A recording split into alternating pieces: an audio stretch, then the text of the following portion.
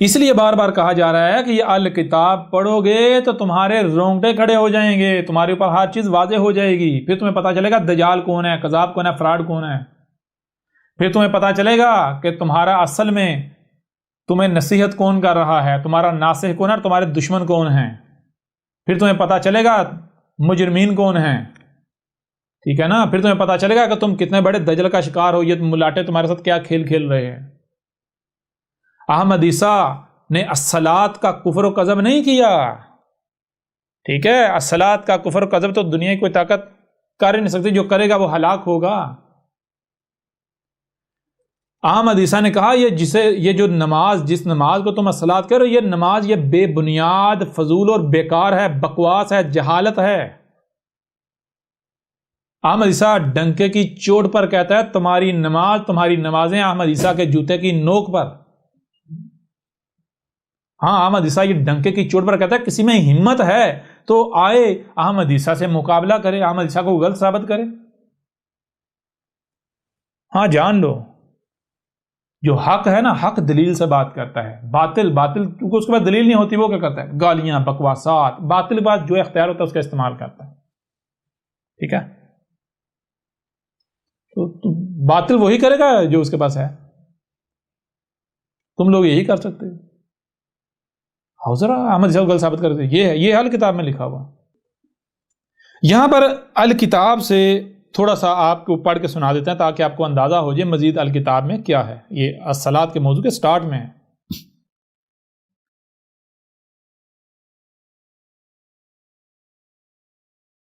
اگر نماز یہ صلاۃ ہے تو پھر سوال یہ پیدا ہوتا ہے کہ دیکھیں قرآن الصلاۃ کے بارے میں کیا کہتا ہے، ان الصلاۃ تنہی عن الفحشاء والمنکر۔ اگر اس کا آسان اور سادہ ترجمہ بھی کر دیا جائے، وہ ترجمہ جو ان کو بھی منظور ہے، جو یہ لوگ خود کرتے ہیں، تو یہ ہے اس میں کچھ شک نہیں، الصلاۃ تھی روک دیتی ہے الفحشاء سے، یعنی بے حیائی والے کاموں سے، اور ان کاموں سے جن سے رکنے کا کہا گیا ہے، جو کہ ایسے کام ہیں جن کے کرنے سے آسمان و زمین میں فساد ہوتا ہے، مخلوقات کو نقصان پہنچتا ہے۔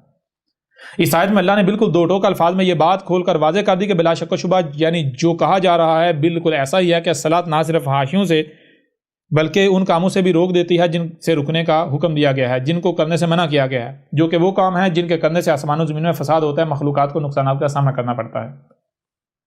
اب سوال یہ پیدا ہوتا ہے کہ اگر نماز یا صلاۃ ہے تو پھر اسے اللہ کے قرآن میں کہے گئے ان الفاظ کے مطابق فحاشیوں، بے حیائیوں اور ان کاموں سے روک دینا چاہیے جن سے رکنے کا اللہ نے حکم دیا، جن کے کرنے سے اللہ نے منع کر دیا، جو کہ وہ کام ہے جن کے سبب آسمان و زمین میں فساد ہوتا ہے، مخلوقات کو نقصان پہنچتا ہے۔ اگر نماز ایسا کرتی ہے تو پھر اس کا مطلب بالکل واضح ہے کہ نماز یہ صلاۃ ہے، اور اگر نماز ایسا نہیں کرتی تو پھر اس کا مطلب بالکل واضح ہے کہ نماز الصلاۃ نہیں ہو سکتی۔ اور یہ بھی بات واضح ہے کہ قرآن میں اللہ نے یہ نہیں کہا کہ نماز پڑھنے والا بے حیائی برے کاموں سے رک جائے گا، بلکہ الصلاۃ روک دیتی ہے، الصلاۃ تنہا کر دیتی ہے فحوش اور منکر سے، یعنی جہاں بھی الصلاۃ قائم کی جائے گی تو وہاں اس معاشرے میں لوگوں کے ساتھ آپ کو الفحشاء اور منکر یعنی وہ کام ہوتے ہوئے نظر نہیں آئیں گے جن کو کرنے سے منع کیا گیا۔ جو لوگ نماز کو ہی قرآن میں حکم دی گئی الصلاۃ قرار دیتے ہیں اور سمجھتے ہیں، ان سے سوال ہے کہ بتائیں کتنی نمازیں پڑھنے سے انسان بے حیائی اور ان کاموں سے رک جائے گا جن سے اللہ نے منع کر دیا، جن کے کرنے کی اجازت نہیں دی گئی، جن سے اللہ نے روک دیا۔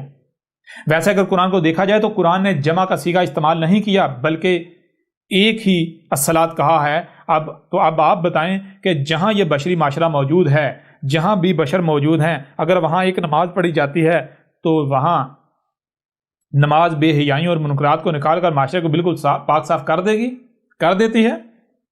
ایک نماز پڑھنے سے نماز لوگوں کو بے حیائی اور ان کاموں جن سے اللہ نے منع کیا وہاں سے نکال کر ایسے معاشرے، ایسے ماحول میں لے آئے گی کہ فحوش اور منکرات کا نام و نشان نہ رہے۔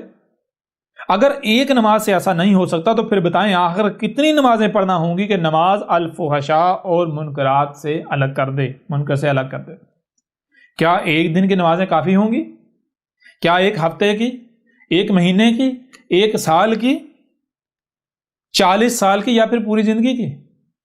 اور اگر پوری زندگی بھی نمازیں پڑھنے سے بدلاؤ نہیں آتا، انسان فحش کا فحش ہی رہتا ہے، یہاں تک کہ فحاشی بڑھتی چلی جاتی ہے، انسان وہی کام کرتا ہے جن سے اللہ نے روک دیا، اور ایسے کام جو ہے وہ بڑھتے چلے جاتے ہیں، معاشرہ بے حیائی اور منکرات سے بھرا ہی رہتا ہے، تو پھر بالکل صاف ظاہر ہے کہ آپ لوگ اپنے دعوے میں جھوٹے ہو، بالکل بے بنیاد ہو۔ جسے آپ الصلاۃ کا نام دے رہے ہو وہ صلاۃ ہے ہی نہیں، یہاں تک کہ آپ نماز یا صلاۃ کے نام پر الصلاۃ سے ہی غافل ہو۔ آپ کو علم ہی نہیں کہ الصلاۃ اصل میں ہے کیا. آپ جو الصلاۃ کے نام پر نماز پڑھ رہے ہیں یہ الصلاۃ ہے ہی نہیں، بلکہ یہ الصلاۃ کے نام پر دھوکہ ہے، دجل و فریب ہے، جس کا نہ تو خالق اللہ ہے اور نہ ہی کبھی بھی اللہ نے اسے پڑھنے کا حکم دیا، بلکہ یہ تمہارے مشرک آباء و اجداد کی کارستانی ہے جو انہوں نے اللہ اور اس کے رسولوں پر افترا کیا، جو کہ جرم عظیم ہے. اور پھر یہ اٹل حقیقت اور اصول ہے کہ آزمایا اس کو جاتا ہے جسے پہلے آزمایا نہ گیا ہو، کیا وہ جاتا ہے جو پہلے نہ کیا گیا ہو. یا پھر اس بات پر اعتراض ہو کہ جس طریقے سے کرنے کو کہا جا رہا ہے وہ طریقہ پہلے آزمایا نہیں گیا، اس طریقے پر پہلے عمل نہیں کیا گیا. اگر تو اس طریقے پر عمل نہیں کیا گیا، اس طریقے سے آزمایا نہیں گیا، تو پھر اسے کم از کم ایک بار آزمایا جانا لازم ہے. مگر آپ کی نماز تو صدیوں سے روزانہ کروڑوں کی تعداد میں لوگ پڑھ رہے ہیں، اور ہر اس طریقے سے پڑھ رہے ہیں جس طریقے سے آپ لوگ چاہتے ہو، آپ لوگ کہتے ہو. کوئی ایک بھی ایسا طریقہ نہیں کہ جس طریقے سے آپ لوگ کہہ سکو کہ یہ اصل طریقہ ہے، ابھی تک اس پر عمل نہیں کیا گیا.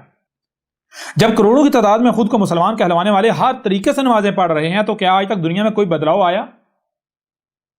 کیا آج تک بشری معاشروں سے الفحشاء والمنکر الگ ہو کر معاشرے تمام تر خامیوں اور نقائص سے پاک ہو گئے؟ لاکھوں کروڑوں کی تعداد میں ایسے لوگ ہیں جو دن میں 5 بار نمازیں پڑھتے ہیں اور تسلسل کے ساتھ پڑھتے ہیں. اس کے باوجود ہر وہ کام کرتے ہیں جس سے اللہ نے منع کیا، وہ جھوٹ بولتے ہیں جس سے اللہ نے منع کیا، دھوکہ دہی کرتے ہیں، دھوکہ دیتے ہیں، چوری کرتے ہیں، زنا کرتے پکڑے جاتے ہیں. ان کی اپنی آنکھیں ان کے کنٹرول میں نہیں، ان کے اپنے ہاتھ اپنے کنٹرول میں نہیں، ان کے کان اپنے کنٹرول میں نہیں، ان کے جسم کا کوئی عضو ان کے کنٹرول میں نہیں ہے. لڑکوں سے جنسی رغبت رکھتے ہیں، ملاوٹ کرتے ہیں، دوسروں کے حقوق پامال کرتے ہیں، آسمان و زمین میں فساد عظیم کر رہے ہیں. یہاں تک کہ کون سا ایسا کام ہے جس سے اللہ نے روکا ہو اور یہ لوگ نہ کر رہے ہوں؟ یہ خود کو مسلمان کہلوانے والے، نمازیں پڑھنے والے. جب لاکھوں کروڑوں لوگ ہر طریقے سے نمازیں پڑھ رہے ہیں اور حاصل کچھ بھی نہیں ہو رہا، تو پھر بھی اگر کوئی آزمائے یا آزمانے کی بات کرے تو وہ کوئی عقل کا اندھا، پاگل و بے وقوف ہی ہو سکتا ہے، نہ کہ عقل مند. آزمایا اسے جاتا ہے جو پہلے آزمایا نہ گیا ہو، اور جسے صدیوں سے لاکھوں کروڑوں کی تعداد میں ہر طریقے سے جسے وہ درست سمجھتے ہیں کر رہے ہیں. اس کے باوجود نہ تو بے حیائی ختم ہوئی، نہ ہی وہ کام جن سے اللہ نے منع کر دیا، بلکہ الٹا دن بدن بے حیائی اور وہ کام بڑھتے ہی چلے جا رہے ہیں. تو ایسی صورتحال میں اب کوئی بھی یہ کہے کہ نماز ہی الصلاۃ ہے، تو کم از کم ایسا کہنے والا کوئی عقل مند نہیں ہو سکتا، بلکہ ایسا کہنے والا نچلے ترین درجے کا جاہل اور بیوقوف ہی ہو سکتا ہے. یوں آپ یہ بات کھل کر جان چکے کہ اس پہلو سے بھی نماز کسی بھی صورت قرآن میں الصلاۃ کے بارے میں کی ہوئی باتوں پر پورا نہیں اترتی، جس سے یہ بات کھل کر واضح ہو جاتی ہے کہ نماز الصلاۃ نہیں ہے، بلکہ الصلاۃ کے نام پر بہت بڑا دھوکہ ہے، دجل عظیم ہے، جس نے الصلاۃ کے نام پر الصلاۃ سے ہی غافل کر رکھا ہے. لوگ نماز کی صورت میں الصلاۃ کے نام پر الصلاۃ کا ہی کفر کر رہے ہیں. بہرحال یہ ہے الکتاب میں. اب اس لحاظ سے بھی آپ کے اوپر یعنی یہ بات کھل کر واضح ہو جاتی ہے کہ نماز تو الصلاۃ ثابت ہی نہیں ہوتی. اس کے علاوہ درجنوں سوالات ہیں، درجنوں نہیں سینکڑوں سوالات ہیں. اگر آپ اس الکتاب کو اٹھا کر دیکھیں تو آپ کے اوپر ہر لحاظ سے واضح ہو جائے گا کہ کس قدر کھول کر واضح کر دیا گیا کہ الصلاۃ کیا ہے، اور یہ نماز جو ہے یہ دجل عظیم ہے، یہ فراڈ ہے. دنیا کی کوئی طاقت جو ہے غلط ثابت نہیں کر سکتی. یہ وہ وجہ ہے جس وجہ سے کوئی بھی آپ کو احمد عیسیٰ کی الکتاب کے قریب نہیں آنے دے رہا، کوئی بھی آپ کو احمد عیسیٰ کی دعوت کو سننے نہیں دے رہا. یہ وجہ جس وجہ سے احمد عیسیٰ کی دعوت سننے سے روکا جا رہا ہے. محمد کی قوم کو ان کی طرف بھیجے گئے، ان کے آخرین میں ان کی طرف بھیجے گئے احمد عیسیٰ رسول اللہ کی طرف آنے سے روکا جا رہا ہے، پوری شدت سے روکا جا رہا ہے. یہ ہے وہ وجہ، کیونکہ یہ ملاٹے جانتے ہیں جس دن لوگوں نے اس کی بات سن لی یہ ہمارے چنگل سے نکل جائیں گے، ہمارے دجل چاک ہو جائیں گے، ہمارے لبادے اتر جائیں گے. لیکن یہ سمجھتے ہیں کہ دنیا ایسے چلتی رہے گی، 4 دن یہ شور مچائے گا، اس کے بعد مر کھپ جائے گا، ہماری دکانداری ایسے چلتی جائیں گی. تو یہ ان کی غلط فہمی ہے. کیا اس سے قبل ایسے ہوا تھا؟ تو اس سے پہلے ہوا تھا تو ٹھیک ہے، آج بھی ویسے ہی ہوگا. نوح کے وقت ہوا تھا تو ویسے ہی ہوگا، ہود کے وقت، صالح کے وقت، شعیب کے وقت، لوط کے وقت، موسیٰ کے وقت. اگر تب ایسا نہیں ہوا تھا بلکہ اس کے برعکس یہ ہوا تھا کہ کفر و کذب کرنے والے کو ہلاک کر دیا گیا تھا، تو آج بھی ہلاک کیا جانے والا ہے. پریشان نہیں ہو. جیسے اس وقت نہ صرف رسول اس کی دعوت کو ماننے والے کو بچا لیا گیا تھا بلکہ بعد میں زمین کا وارث بنایا گیا تھا، بالکل یہی آج ہونے والا ہے. بالکل آج ہی الکتاب ڈاؤن لوڈ کریں اور جانیں وہ جو آپ سے آج تک چھپا دیا گیا تھا. الکتاب کو پڑھیں اور خود فیصلہ کریں کون سچا ہے کون جھوٹا۔